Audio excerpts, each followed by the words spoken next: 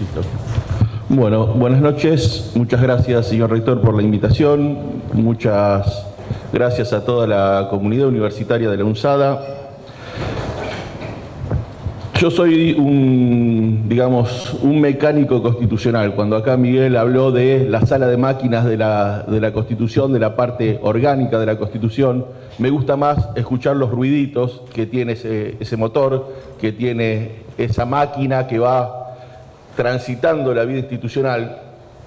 Y esta reforma era un Ferrari en la parte de derechos, garantías y declaraciones, pero es un Dunita en las cuestiones que tienen que ver con la parte institucional, porque muchas veces cortamos y copiamos, control B, control C hemos hecho en esa convención constituyente, que fue advertida en la propia convención respecto de algunas situaciones. Por ejemplo, el artículo 120 con el Ministerio Público cortó y copió la Constitución española, y hay discursos ahí mismo, por ejemplo, el de Aníbal Ibarra, que tenía una gran experiencia en el Ministerio Público, diciendo, cuidado, estamos creando algo que después nos va a traer problemas. De hecho, el presidente Macri tuvo problemas porque no sabía cómo hacerle la responsabilidad política a Gil Carbó, porque la Constitución decía algo, la ley que lo regulaba decía otra cosa y no estaba claro.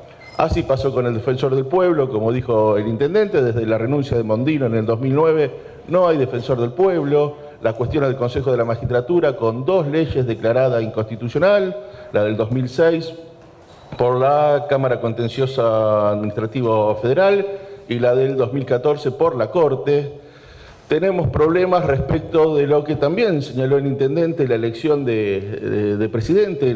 Tendíamos al federalismo y resulta que para la elección de presidente somos un país unitario. En el año 2016 publiqué un trabajito en donde, si se hubiese respetado el sistema original 1853-1860, el presidente hubiese sido Daniel Scioli y no Mauricio Macri. O sea, fíjense lo importante que es el sistema electoral y las representaciones que implican en las provincias. Hillary Clinton ganó por 2 millones de votos, por el presidente es Donald Trump. O sea, nosotros tenemos algunas cuestiones que se hicieron en la Constitución un poco sin debate o sin medir las consecuencias. Una de ellas es precisamente el tema que voy a tocar en este momento, que tiene que ver con la regulación legal de la coparticipación. Si ustedes recuerdan los debates presidenciales previos a estas elecciones, uno solo de los candidatos se refirió a la coparticipación federal y con carácter negativo. José Luis Espert dijo que había que eliminarla de la Constitución. Fue el único de los candidatos que se reflejó en ello. ¿Y qué es la coparticipación? Primero tenemos que hacer una breve historia. Esto nace en la década del 30. Luego de la crisis del año 29, con el Jueves Negro en la Bolsa de Nueva York, empiezan toda una serie de descalabros económicos en cascada que nos toca a nosotros.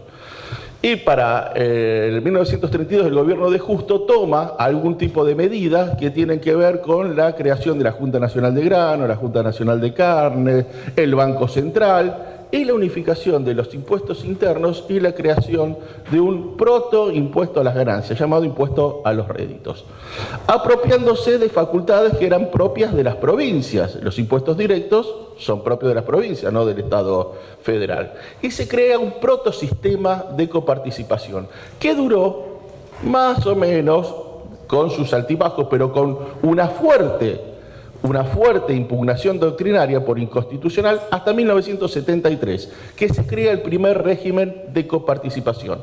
Régimen que duró hasta 1984. Y les traigo la siguiente filmina para que vean los porcentajes que se distribuían entre la nación y la provincia por este régimen del año 73. ¿Qué consecuencias traía esto? Que la masa que iba a tener las provincias, el 48,5%, fíjense, no sé si alcanzan a ver cuánto le tocaba a la provincia de Buenos Aires, el 27,99%. Este es el régimen que rigió desde el 73 hasta el 84. Terminado este régimen, Alfonsín no tuvo más remedio que, por la falta de acuerdos políticos, de distribuir el dinero a través de decretos de necesidad y urgencia. Luego del 6 de septiembre del 87, con el triunfo de Cafiero y de gran parte del justicialismo en varias provincias, se logra un acuerdo político con la nueva ley de coparticipación, que preveía la vigencia hasta el 31 del 12 del 89, pero con una última cláusula de ultraactividad. Si no había una nueva ley de coparticipación, se renovaba automáticamente. Crea este sistema con diferentes porcentajes. Acuérdense, el otro era 48,5 para la nación, 48,5 para las provincias. Ahora, las provincias van a tener mucho más dinero, 54,66.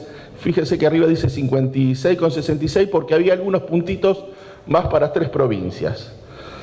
Y fíjense Buenos Aires, 21,7. Antes tenía el 27,99 del 48, ahora tiene el 21,7 del 56. En términos reales era una baja sustantiva. Y esto llevó al siguiente cuadro, que es bastante conocido, que es muy difícil de explicar, yo no lo voy a explicar, no sé si lo pueden explicar los profesores de Hacienda Pública, que es la forma en que se distribuye el dinero de los argentinos, lo que nosotros aportamos y cómo... Esta es la explicación de nuestro dinero, nuestros impuestos, cómo los devuelve el Estado. Ahora, esta foto en realidad es de finales de los 90, principios de los 2000. La discusión en la Constitución, en la Convención Constituyente, había estado dada porque había que reformar ese régimen. Recuerden que para el año 91 se crea el Fondo de Reparación Histórica del Conurbano, que era la manera que hubo por fuera de la coparticipación de tratar de solventar a la provincia, porque ya llevaba 3 años con el régimen del año 88. Y se establece cuáles son los impuestos coparticipables. Esta discusión en realidad no es del año 94. Cualquiera que lea un poco de historia constitucional puede leer las cartas de José María Rojas y Patrón y de Pedro Ferré en 1831, luego de la firma del Pacto Federal del 4 de enero de 1831, y dicen palabras más, palabras menos, lo mismo que se dijo en la Convención Constituyente del 53, en la reforma del 60 y la reforma del 66, en la discusión del 94 y en la discusión de la 125. ¿Quién se queda con la renta? ¿Las provincias o la nación? Se crea este régimen en el 94, desiderativo, tan complejo que se necesita un altísimo grado de acuerdo político para llevarlo adelante. Yo diría que es más fácil reformar la Constitución que llevar adelante la sanción de la ley de coparticipación. Fíjense, primero dice una ley convenio. ¿Qué significa una ley convenio? Que no basta el tránsito por la Cámara de Diputados y la Cámara de Senadores, sino que se necesita, a su vez, el acuerdo de cada legislatura provincial. Es decir, que se necesita un refrendo por cada legislatura. Después, los criterios.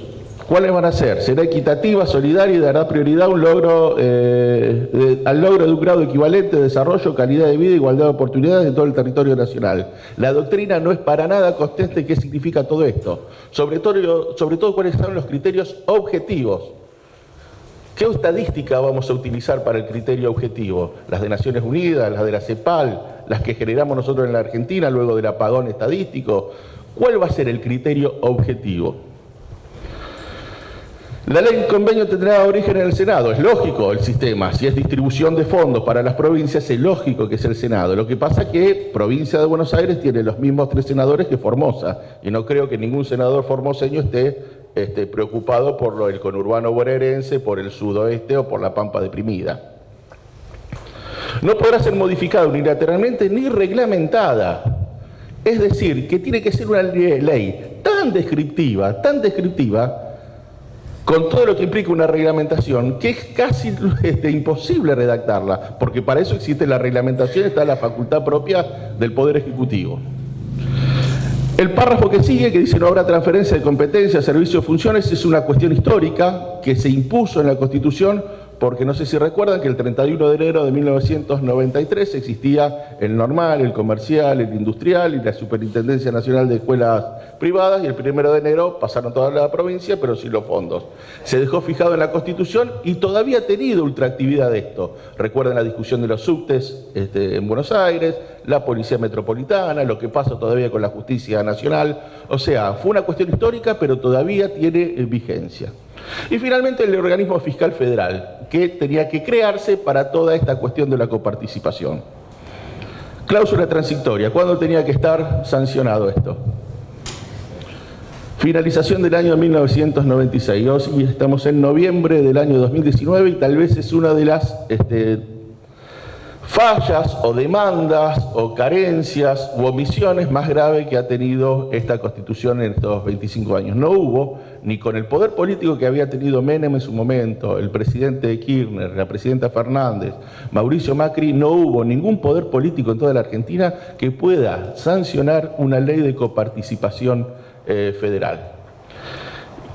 Y así estamos, el mismo cuadrito que les dije que era un problema, este es el cuadrito de abril del año pasado que hizo el CFI. El problema es que este cuadrito ya está desactualizado. Hace un mes atrás se emitieron una serie de decretos que lo distorsionaron y todavía no lo dibujaron. Pero sepan que esto está en constante discusión, y esta constante discusión en definitiva es el dinero que nosotros aportamos para el sostenimiento de la actividad estatal. Pero esa no es toda la discusión. La discusión tiene un bonus track, que aquí se los traigo, que tiene que ver con la otra cuestión a discutir. Este es un ejemplo muy grosero, muy casero, pero para que vean cuál es el punto de discusión. Hablamos de la coparticipación federal, pero hay otra coparticipación, que si no discutimos la coparticipación federal, esta que les voy a plantear ahora, directamente está fuera de la agenda, pero los intendentes creo que la tienen muy en claro. Supónganse que yo hago una compra aquí en San Antonio de Areco por 1.000 pesos. Estoy tributando un 21% de IVA, o sea que son 210 pesos que le estoy dando al Estado federal. Por la ley de coparticipación, en realidad esos 210, 56 irían a la masa coparticipable provincial, o sea 118 pesos. Pero en realidad tenemos que tomar esos 618 pesos como un 100%, en donde la provincia de Buenos Aires va a tener un 21,7. O sea que vamos a tener 24 pesos para distribuir en la provincia de Buenos Aires. Pero acá viene esta discusión que yo les digo, la coparticipación en la provincia de Buenos Aires. ¿Cómo se distribuye el dinero entre la provincia de Buenos Aires y sus 135 municipios? De los 100 pesos que hoy tiene la tesorería en la provincia de Buenos Aires, 16 pesos se tienen que distribuir entre los 135 municipios, con una fórmula polinómica muy grande que tiene diferentes ponderadores, de acuerdo al territorio, de acuerdo a la población, de acuerdo a la inversa de la capacidad contributiva, que tiene cuestiones como la cantidad de guías de ganado, que obedecen a una escala económica de hace 50, 60 años atrás, a cuestiones que van por declaración jurada, que tiene que ver con la cantidad de camas, a las cuestiones de los servicios que fueron en su momento municipalizados, finales de los 70 y de los 80. Es una fórmula muy grande. Esa fórmula crea, esa ley trae que el 16% va a los municipios. Y para distribuirlo entre cada municipio se crea algo que es el CUD. Ese CUD es un número, en este caso tomé el de Areco de 2019, 0,24768. Si hay 100 pesos en la tesorería de la provincia, 24 centavos vienen a Areco, 7 pesos van a La Matanza, 40 van a Junín, 70 van a Lincoln. Tienen que ver, 70 centavos estoy hablando, tiene que ver con los diferentes ponderadores. Ahora bien, de los 1.000 pesos y de los 210 pesos que yo puse en su momento para el Estado, ¿cuánto va a llegar luego de toda esta vueltita? Esto es lo que llega a Areco. El intendente creo que lo tiene más que claro. Y esto tiene que ver con las cuestiones que nos faltan como comunidad local, como provincia de Buenos Aires, volver a discutir la coparticipación federal y la coparticipación de la provincia de Buenos Aires. En un esquema sancionado a finales de los 80, pero que va íntimamente ligado con otra cuestión que no está tampoco en la visibilidad pública, que es la representación política de nuestra provincia. La violación del artículo 61 de la Constitución de la provincia, en donde se viola la proporcionalidad de los votos, en donde hay un dibujo de secciones electorales hecho a principios de la década del 40, significa una distorsión en la representación política y luego en la distribución de los fondos para cada uno de los distritos. Estas son las cosas que tenemos que debatir en estos ámbitos, son las cuestiones que tenemos que traer y poner en discusión en la universidad pública, porque no lo va a hacer un programa de televisión a las 9 de la noche, no lo va a hacer, o no va a tener la masividad, un paper académico, sino estas reuniones que nos permite aquellos que estamos en la academia, pero también transitamos la función pública, charlar con toda la comunidad cuáles son las mejores acciones para tener políticas públicas sustentables y duraderas en el tiempo. Así que con esto, con este número lamentable me despido. Muchas gracias.